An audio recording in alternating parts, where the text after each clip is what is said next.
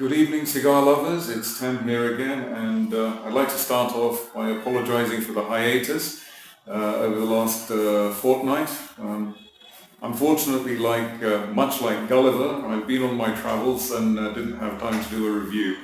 So this is the first one back after 2 weeks, and the lads at Cigarsindia.in, India's largest and most trusted online retailer of cigars, have set me the interesting task of reviewing the Cohiba Robusto. This is hopefully a good picture of it. It's a 50 ring gauge by 4 7/8 of an inch, and it's a very interesting smoke.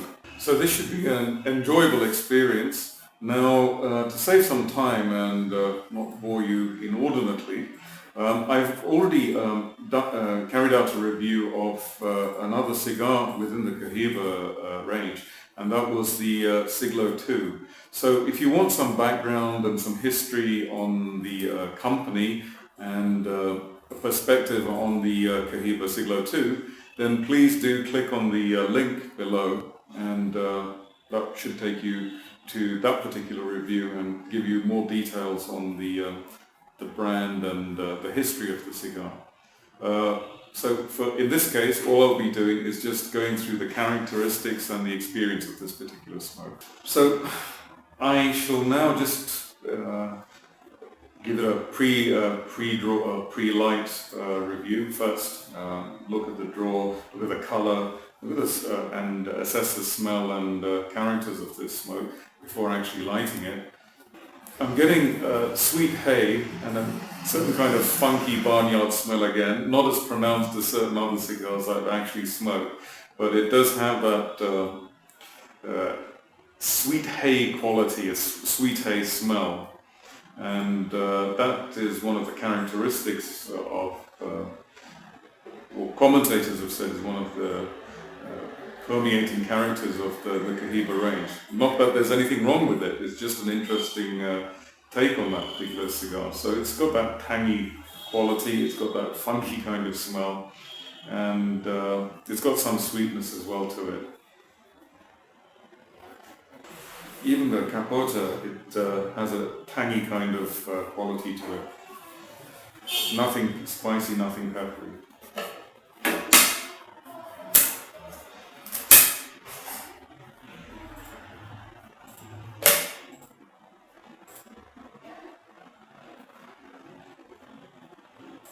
Just give this a light. I'll just light this and get back to you. On the pre-light draw, I just experienced more of pretty much the same thing I commented on earlier.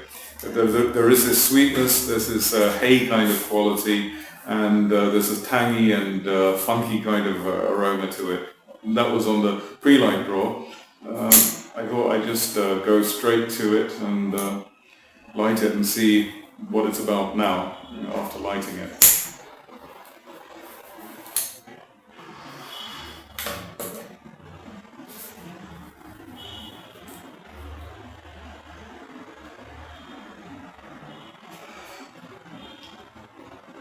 Certainly very smooth.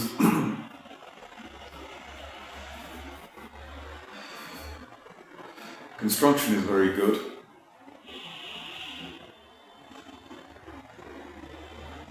The draw is pleasant. It's neither light nor is it firm. I think it's just ideal. It gives the right amount of smoke throughout the stick for you to actually enjoy.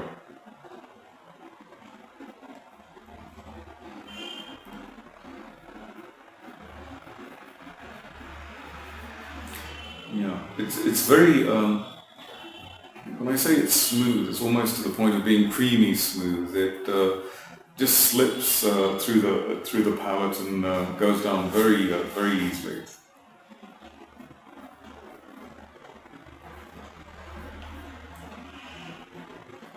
There's some pungency right at the very end.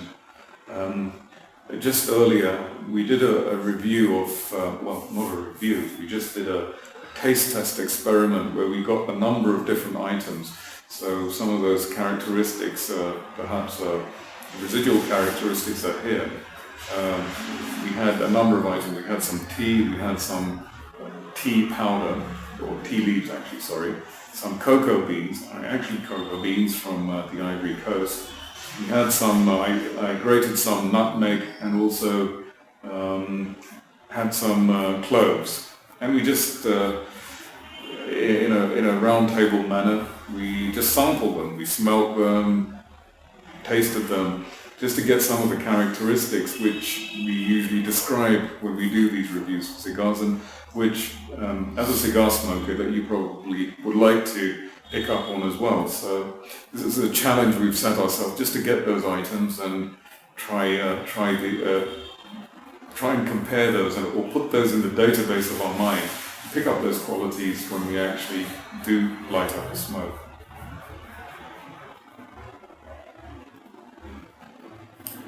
It's slightly sweet. It's got that golden hay quality to it, so it's not grassy. I developed on this in my previous review that there is what is known as a Cohiba grassy quality, and it shouldn't be considered green or vegetal in any way. And I think at this stage now, after doing so many reviews, we can actually say quite categorically that that's too much of a general term, and that we can break it down. Maybe we're referring it to having a botanical taste, or a tannic taste or tannic quality, but certainly not green. So this cigar is known for that, what they consider a grassy character. I would say it's more a well-matured, well-sun-dried kind of hay, ready to be consumed. I'm certainly getting some of that cocoa flavor coming through, and I just tried some earlier, so that's definitely there. Maybe some vanilla as well. But it's all very well balanced. It's very delicate. It's not overpowering in any way. So there's a rich, strong character to the smoke, and certainly those bean elements being present. Also a honey sweetness coming through.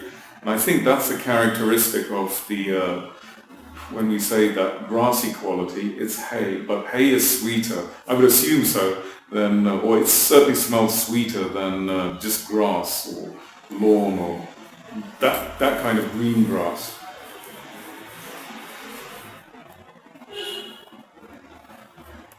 I'll just let it settle in for some time. While I'm doing that, I'll just go into some of the history of this particular vitola. It was actually introduced in 1989 in the Linea Classica range. So you have the Sigla range, and then you have the Classica range. The Sigla range, they go from 1 to 6, I think, and the Classica range, which was the original ones, they have more interesting names. Now this is the Rubusto, but you also have the Esplendido, which is a larger stablemate of this, and I think that's a 47 ring gauge by 7 inches. Then you also have the Sublimes, which is an interesting cigar in itself, and various other vitolas within this particular brand. Now, this cigar was quite popular since its inception from the 1989 and throughout the 90s because of its size. Because it's an ideal size. It's the girth of the cigar gives it a complexity and a cool burn, which is appealing for a relatively shorter size smoke, as compared to, say, a Churchill or a double Churchill or any of the larger sizes, which may take considerably longer to smoke. And there has been a trend towards larger size cigars from around that time, the mid-80s onwards. So this, along with other Robusto sizes, was very popular at that time, and continues to be so. But this particular vitola, always the Cohiba Robusto, was, you could say, possibly a benchmark for other cigars, and other cigars will always rate what were compared with this, sometimes unfairly, and that's what gained its popularity. Now, it's been viewed as having a less strong character and not as rich as its stablemate, for example, the Esplendidos.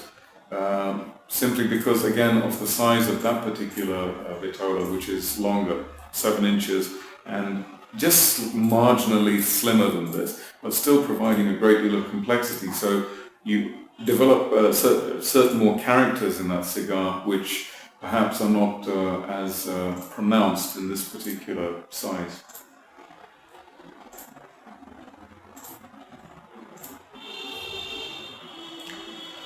What am I picking up now? I'm picking up bean flavors. I'm getting coffee, rich roasted coffee, not overly burnt coffee.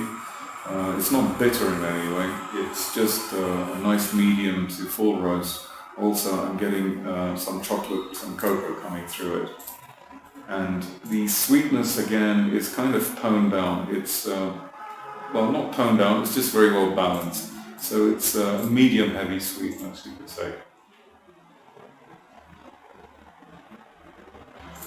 I'll just go through this, have a few more puffs on this and get back to you shortly. Okay, hi guys. We're back. We're about a third of the way through the cigar.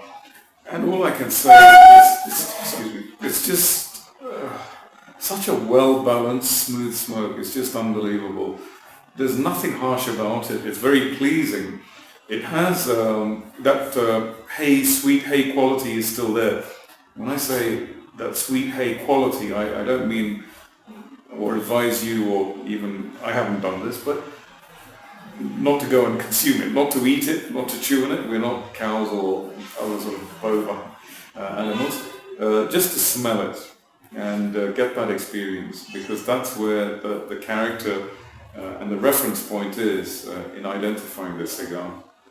You have to remember that the majority of the taste experience actually comes from the nose, the smell experience, rather than the taste experience itself. So I'm getting that sweet hay quality, I'm getting some vanilla and certainly some honey. Again, the sweetness is there, but it's not overly pronounced. It's just really nicely balanced. This is just it's just remarkable in that it can go accompany so many different things. Having said that, the accompaniments should be subtle and nuanced to match this particular cigar. You can't be too overpowering. Certainly certain strong whiskies I wouldn't recommend. If you had, say, a lowland whiskey, perhaps that would complement this, because they're more delicate and floral and will bring out certain characteristics in this particular cigar.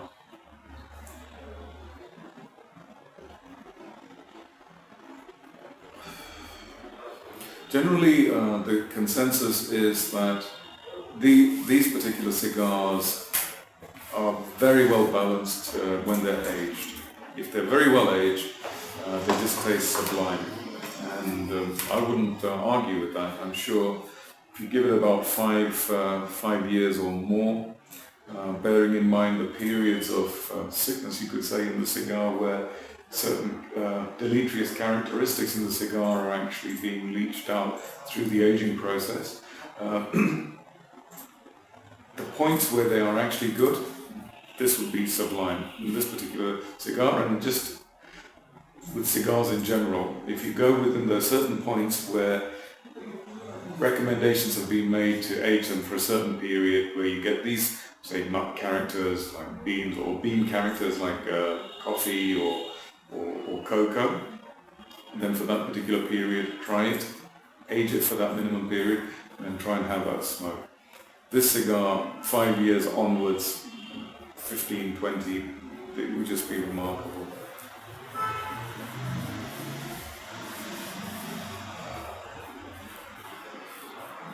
It's picking up a bit now, it's getting a bit more pungent. Volume of smoke is very nice as well. Even the smoke is very pleasant. There's nothing harsh about it. Some cigars have almost brutal character to the smoke, and some cigars, we've reviewed some of those, where we've actually said that this is a cigar you want to give to a friend and let that friend smoke it, and you just enjoy the smoke. And you have that one end of the continuum which is very horrible and one end which is sublime. This is in the middle again. It's a cigar that you enjoy the smoke, and you certainly don't want to share this, because This is a totally selfish cigar. It's a very selfish pleasure. It offers so much, and you don't want to miss any of that. So the smoke is, the aroma of the smoke is very good, and that's complemented by the taste of the cigar itself as well.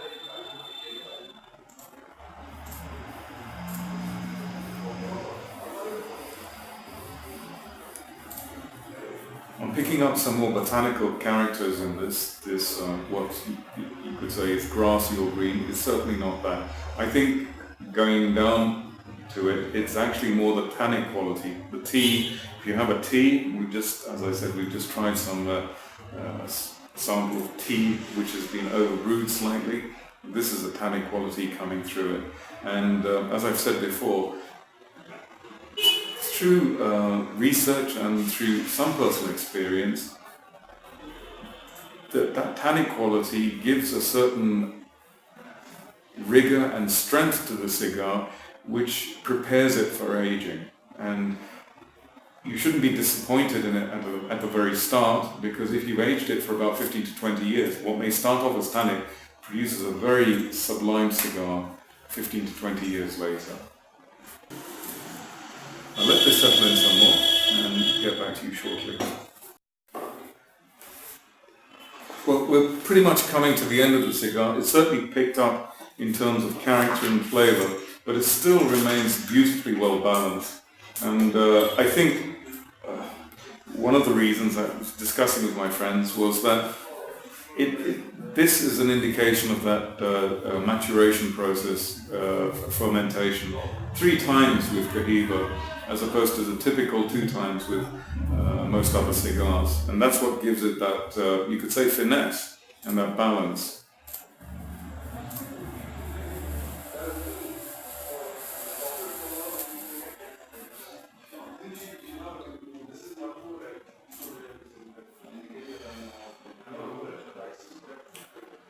It's certainly more pungent now. It's not overheating, it's, again, I would just say it's just so well balanced. The sweetness is toned down slightly. You're not getting so much of that honey or that vanilla sweetness coming through.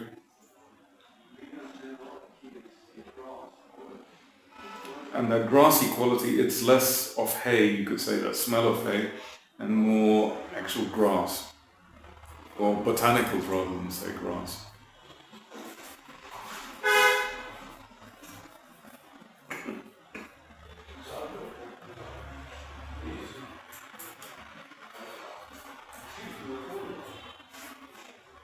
I have a feeling this would stay pretty much the same right to the end. So, just to sum up, a very well balanced cigar, certainly worth the price. You're getting sweetness, but not overpoweringly or sickeningly sweet. It's a medium kind of sweetness.